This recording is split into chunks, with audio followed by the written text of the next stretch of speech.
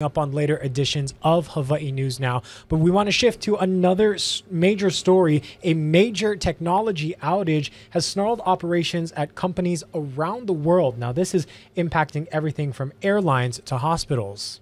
Our Bradley Blackburn has more.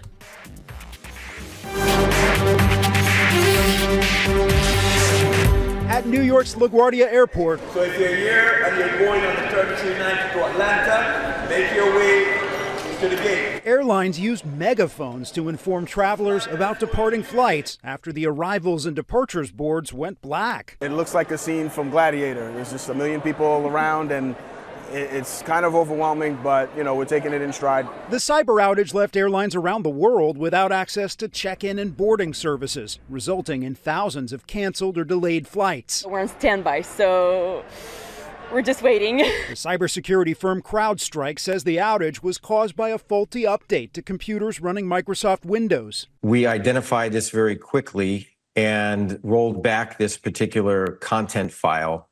Obviously, many organizations are impacted. Planes are gradually getting off the ground, but the FAA warns flights across the country could be impacted through the weekend. We are in an unprecedented situation. Some government operations, healthcare facilities, and small businesses were also impacted.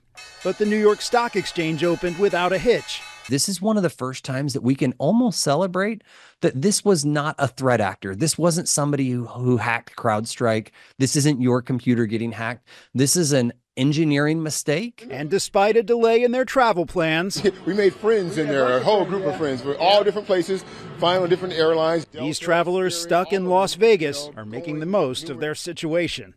Bradley Blackburn, CBS News, New York. At noon, take a look at this video just into our newsroom. This is the scene at Kona's airport as weary travelers were trying to pass the time while airlines deal with this outages. Now, passengers encountered long lines at various airports, including Honolulu as well, and this is all a result of the global tech meltdown. Airline communication systems, however, have since come back online and flights are starting to depart, but the delays are expected to ripple throughout the day. Acting Governor Sylvia Luke said the state is monitoring the impacts of the worldwide CrowdStrike and Microsoft outage, which also took down systems at hospitals, banks, and more.